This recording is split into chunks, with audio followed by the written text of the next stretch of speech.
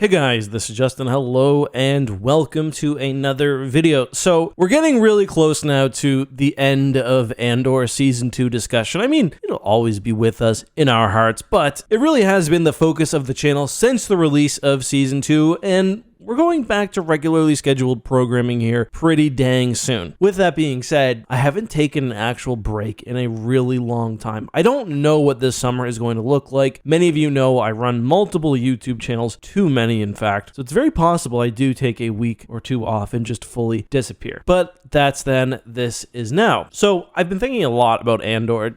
I'm sure many of you are in the same situation. It's a show I wish I could watch again, and I'm sort of, I guess, making up for the fact that I obviously can't by doing things like watching reactions, which is something I don't typically do for shows, listening to the music, whatever. And while that's great, you know, one thing Alec Guinness said, for example, is eventually you gotta move on. Appreciate what you got, but you can't worship a single piece of art forever. And I've been thinking, what next could approach Andor in terms of just overall quality and impact? Because my favorite episodes and moments of Andor ended up being ultimately the character moments. Cassian finally breaking after the Gorman massacre. His walk towards the U-Wing as we see all the things which will eventually lead to his death sliding into place. The reveal that Bix has his child, Marva's speech in Season 1, Willman, who's had such a difficult time being further radicalized by Saw Gerrera. And the more I thought about these moments, what I realized is that these can only happen in a show like Andor. And that's not to say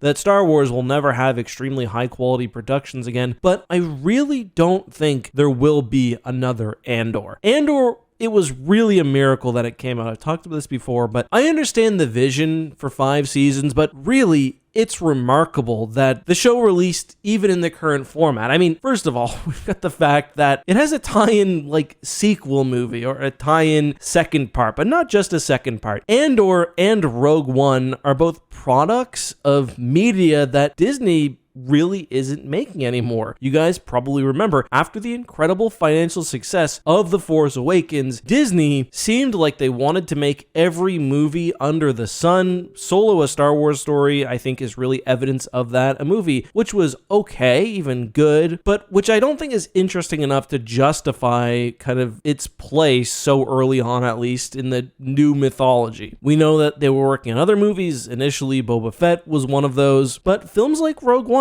it just doesn't seem like they're happening very much anymore. Rogue One was a movie which really in no way advanced the central plot of the Star Wars story, although of course it did advance the mythos. But even something like The Mandalorian and Grogu, which is obviously tied in with the TV show, seems like it's going to be forwarding some greater narrative. Same probably of Starfighter. Rogue One was created at a time when interest in Star Wars was at an all-time high, and they told a story that I just don't think they could get away with now. To put it simply, The Force Awakens ballooned everything around that time period. So that's one half of the equation which no longer exists. The other half is streaming, and this is the one really that I feel most upset about, because to me, Andor is the only show which really used streaming or the television format to its full strength, at least the only live action show. I'd say Star Wars Rebels is another really good example of this, and it's why I prefer Rebels, in fact, to the Clone Wars, simply because with a show, you get the benefit of time. And this has been my main problem with Star Wars shows. We arguably haven't had too many of them. I'm tired of these 8-part movies which take the film format, stretch it out, and fail to take advantage of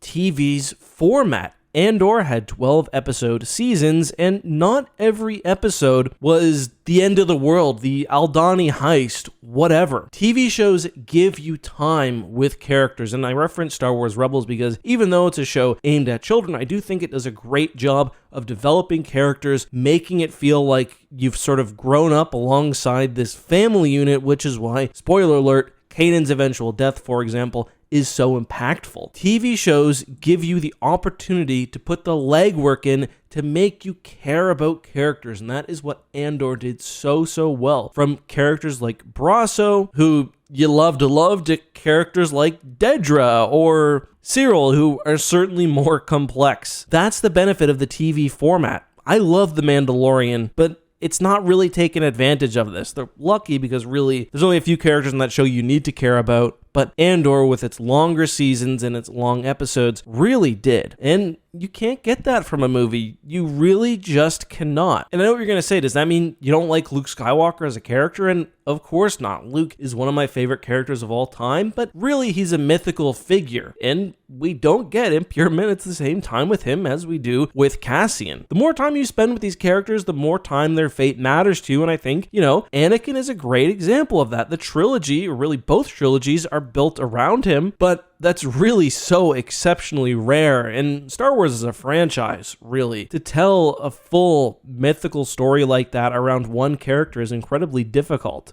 And I don't know whether we're going to get another big 6-movie story arc for any character ever in Star Wars. Maybe not, really, maybe not. So TV shows offered us a lot. It offered us the opportunity to build depth with these characters, and Andor just used it to such a fantastic degree. There are episodes of Andor where not a lot happens. Thinking back to season 1, some of it does blend together truly, especially concrete plots, but you don't forget the attachment you gain with the characters, even if you've forgotten the specific details. I used to get honestly really stressed out because I'd read a lot. I'd read, 50 books a year, and I'd look back, realized I'd forgotten the entire plot of one. Hyperion, I read it a couple of years ago, and the plot hasn't really stuck with me. But I read something, and it really solved this for me. A book or character moments can change you, even if you don't remember. And funny enough, I realized that's a quote that I read, a quote that I forgot until just a second ago. Ralph Waldo Emerson said, "I cannot remember the books I've read any more than the meals I've eaten, even so, they have made me."